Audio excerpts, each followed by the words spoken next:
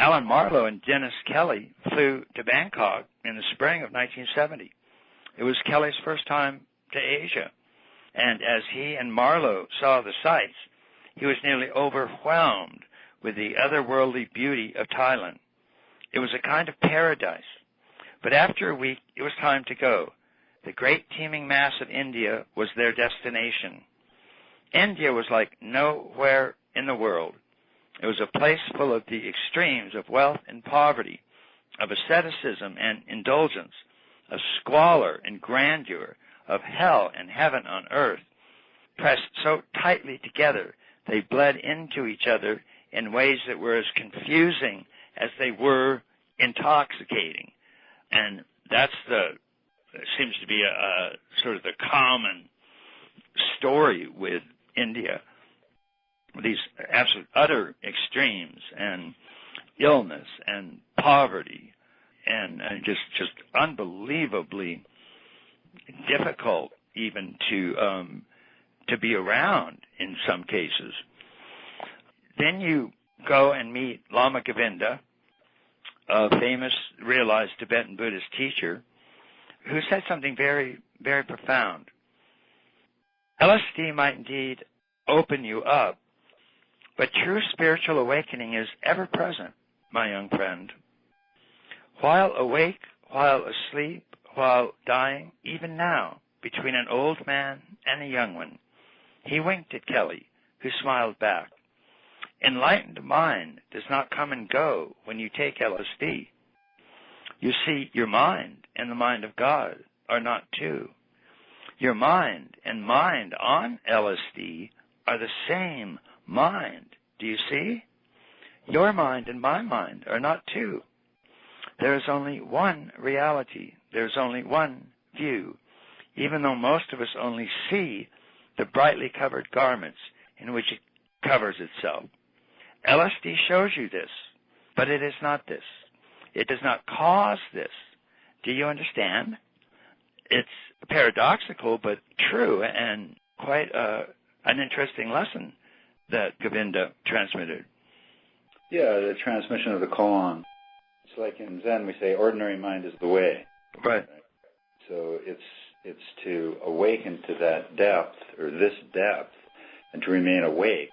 One of the great difficulties is the recognition that ordinary mind is the way, not the subtle manic high that happens when you take psychedelics or do intense meditation practices, right? Right. Those are heights. Those are stimulating moments. Right. This divine moment that you and I are sharing, my brother, in all its mundaneness, yes, is so vastly beyond what our ego is thinking this is. Yes. So it's to finally blow everything out of the water and to come back to the gift of life and consciousness. Oh my God, we can actually communicate. Right. And across the distance, this is magic. Where are you? Hello? So to come back to that, and so that's what he's pointing at. And that's what the traditions are trying to inform us to. Not the, like I said, the subtle religious politic. Right. But to bring us to that reality and that depth. And that was pointed out many times to me, through my path. Right. Again and again, someone, a grin or a wink, Right. Someone who's finally come home into the ordinariness, into the divinity of the ordinariness. Right.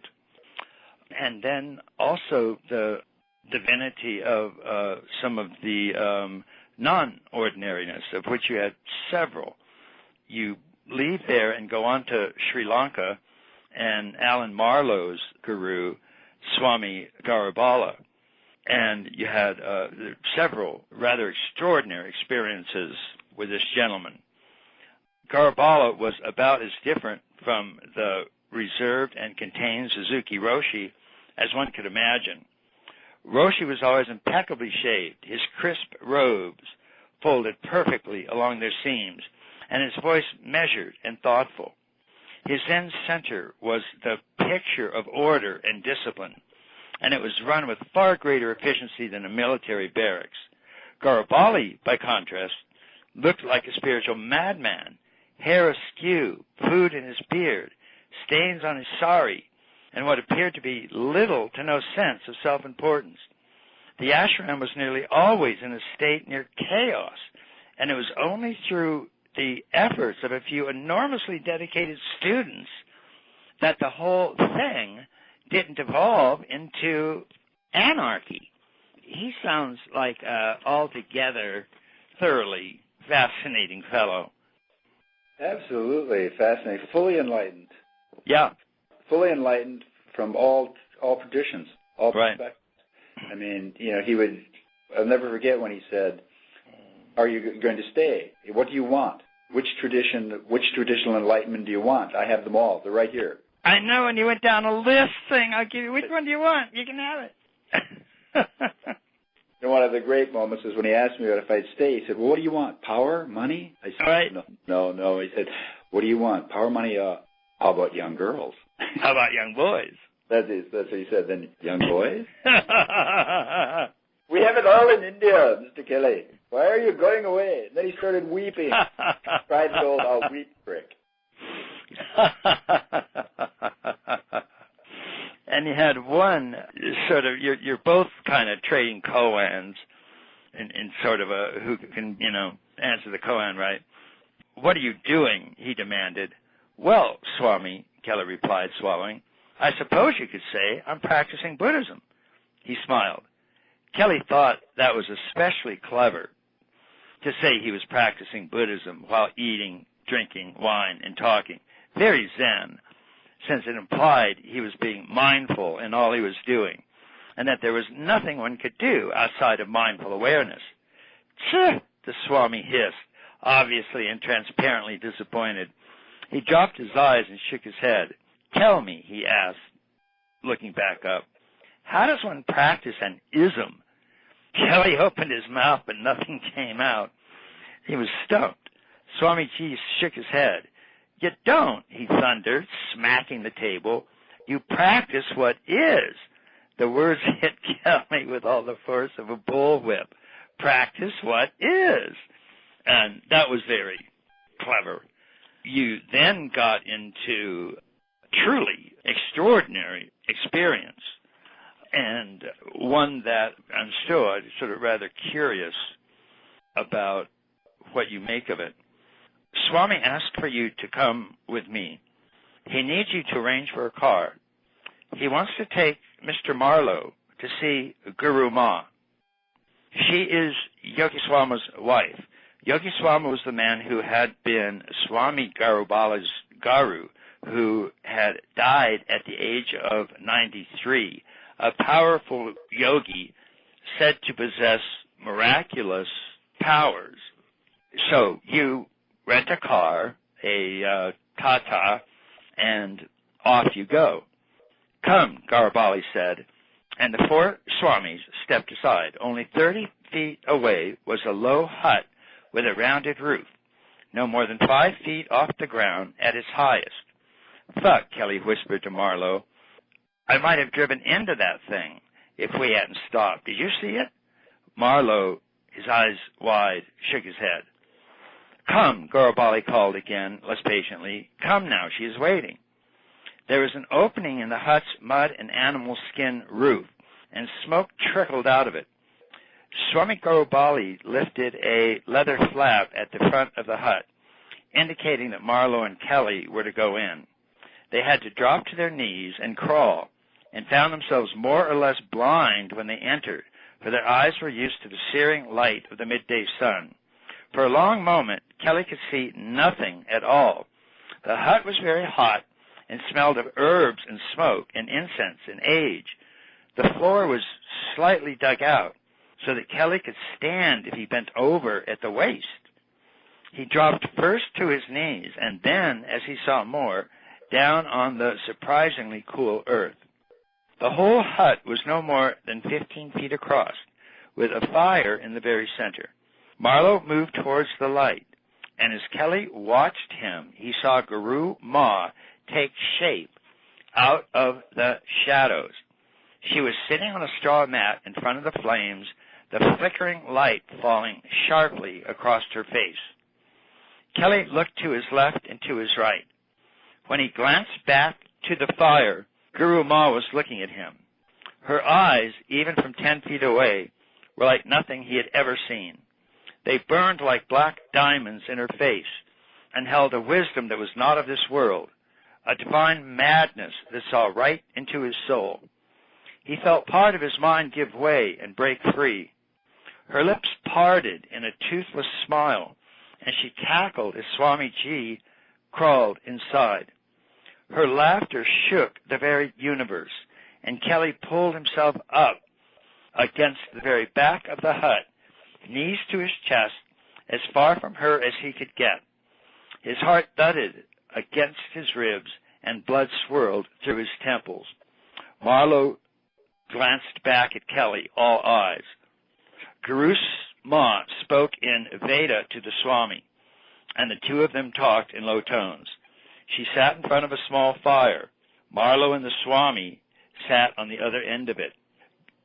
Garibali pointed to Marlowe, and Kelly saw Marlowe's body jolt when she looked at him. She spoke at length to the Swami, who translated into English, but Kelly was forgetting what was said almost as soon as it was spoken. She closed her eyes and began chanting rhythmically, rocking back and forth on her little straw mat. The air grew thicker. She opened her eyes and cackled again, speaking to Swami Garibali, who showed no trace of his usual self. He reminded Kelly more of Suzuki Roshi, set, serious, focused, almost menacing. "Open your mouth," he said to Marlowe. She took a handful of brown, foul-smelling goop from the kettle and put it in Alan's mouth, then handed him a bottle of palmetto liquor. Alan grimaced and swallowed, and she smiled a toothless grin at him. Kelly let out a breath of air. It was almost over. Guru Ma in the hut were making his head spin, and he longed to feel the sunlight on his skin and to be back in the car, driving, in control of the vehicle and of his own destiny again. Since it was clear that they had accomplished what they had come to do, he shifted his body weight to stand and leave. Guru Ma's eyes found his, and Kelly froze. She spoke, and the Swami replied in Veda to her while shaking his head. She responded, uttering a laugh as vast and as open as the universe. Kelly felt another part of himself come undone. "Come," the Swami said, frowning. "She's going to have you take vows and give you a Hindu name. She says you came here to be initiated." No, Kelly protested. "Tell her I'm honored, but not interested." Guru Ma laughed again. Her eyes met his, and she offered a grin that exposed pink, toothless gums. The wrinkled lids came down over the fire pit eyes, and rocking and chanting, she prayed. After some time, one of those ancient hands, the skin stretched over the bone, reached out and, with a surprisingly cold touch, opened his mouth. Her eyes opened. The other hand placed a scoop of the foul-smelling stuff into his mouth, and when he grimaced at the taste of it, she handed him a bottle of palmetto liquor. As he brought the bottle away from his lips, she smacked him in the middle of his forehead, and Kelly felt the room grow dim. She spoke to the Swami. "Your name," Garibali translated, "is Sim-Akuchi. That means young lion." Looking directly at Kelly, she said something else, and he heard the Swami translating into his right ear. "She says she has an instruction for you. Don't bite anyone." Which I thought was hilarious. "Come." The three men crawled across the dirt and through the leather flap. Kelly looked back to see the ancient woman sitting at her fire, smiling that toothless smile at him. He pushed the flap aside and stood upright, blinking and blinded by the intensity of the sun and sand. After a few moments, Kelly got his bearings. The foul taste was still in his mouth, but there was something else. There was no Dennis Kelly anymore. All that existed was radical clarity, and he, Marlowe, and Garibaldi walked back to their car by the four ancient swamis. When they reached it, Kelly turned around, and part of his mind stopped. From one part of himself, he knew what he was seeing was impossible. At the same time, he wasn't surprised in the least, nor did he feel much need to understand what was happening. There was no way to explain, given the world and the culture in which he was raised, what now stood before him. He might try and explain away the information coming from his eyes into his brain, but explain it he could not. Marlowe, too, had stopped walking and was staring back in the direction they had come, his mouth hanging gently ajar. They were still in the middle of the large, flat, utterly empty desert plain. The sun still beat overhead, and the old Tata, rusted and dented, sat just behind them, its engines still pinging as it cooled. Marlowe and Kelly stood shoulder to shoulder. All they saw was the desert, wide and flat and brown. There were no ancient swamis, no hut with smoke coming out of it, no Guru Ma. As far as either of them can see, it was just the three of them and the old Tata. Ketty heard Garibaldi laughing behind him and the sound of a car door closing. "Come, Simakuchi. Come, Atmanand. It is too hot to stay in the sun." Kelly got into the car. No one spoke for the long drive back, and it would be months before Marlowe and Kelly would speak of the events of that day. "What did you say to each other when you finally spoke?" What was that? Well, we just shared our experiences, and they were quite similar, only he was there, seeking initiation. Right. So in his line, the Vaishnavian tradition, and I was there as a tourist, right? Right. And so pulled in, and the experience was just beyond anything you could imagine. Just right. Being in that hut with those, and the swamis, they were ancients. Yeah. I don't know. Like I said, from that particular moment, things shifted for me in stabilization of consciousness, and that's sharing your subjective mind with someone. Yeah. And which is part of, really can be. It's not absolutely necessary, but can be enormously beneficial. Right. And is quite traditional, and part of what we do when we're teaching, and we gather. And when we're teaching, you're actually transmitting the consciousness that you're talking about. Right. So it's not just many of the mistakes are made where it becomes intellectual exercise of right. sharing information, but not sharing the realization. Right. So that was the transmission, or the Shakti put, you might say, in right. that tradition. So having experienced that directly, and then the shift that followed. But the amazing thing was that it all disappeared. Yeah. And the Swami wouldn't discuss it. And he was more like he thought we were crazy or something. And Alan and I, we could just never figure it out why it disappeared. Yeah. And then was it the biscuits? He said, "What did she give us?" Right. We had to take the goop and drink it down with double arak. Right. So were we just hallucinating a little bit already? And sort of left it at that. It must have been some powerful, psychedelic or psychotropic. Right. And that when we turned and we looked, they disappeared. And one, and this is the wonderful thing about subtle state experiences, where I separate out the subtle and the causal. I mean, and the gross is because right. people keep trying to bring the subtle into the gross. The subtle exists and needs to be respected as a mental dominion, right? Not a gross dominion, right? But egos want to do it; they want to bend spoons, right? Yeah. So, there's another one we'll get to briefly with Shiva and Shakti of a similar type. Gorgeous.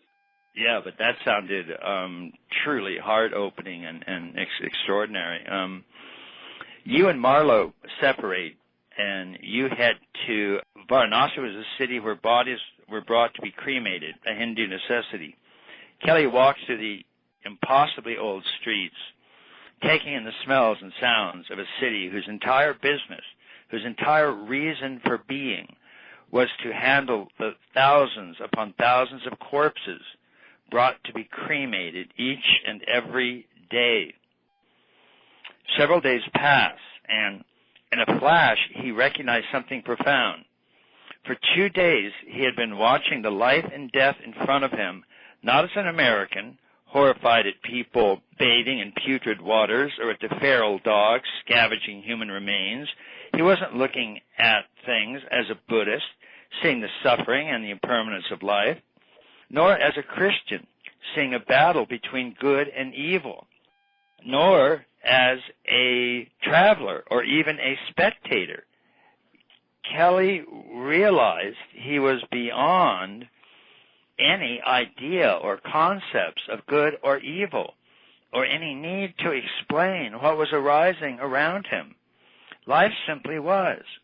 His need to categorize or rationalize made no difference at all in the reality of what was happening. Kelly was, he realized, no longer bound to his cultural programming, no longer bound by the need to stand in judgment of life, of others, of himself. He was free, and his purpose for coming to India clear. He was practicing what is, not an ism. Uncrossing numb legs, he stood. With the city of death at his back, he made his way out into the cleansing air of the countryside, on his way to Delhi, and was soon on a plane back to San Francisco. It was time to go home. Quite a trip. Yeah, that was one of my favorite trips. But also, I was sitting above the charnel ground watching the bodies burn. Oh, wow. That must have been quite a view. And not just the view, the smell of human flesh. It's lovelier than pork, actually. So the smell is quite pungent and surprising. So, but that's to sit in the charnel ground. Yeah, yeah. So we're doing it with my meditation practice. Yeah.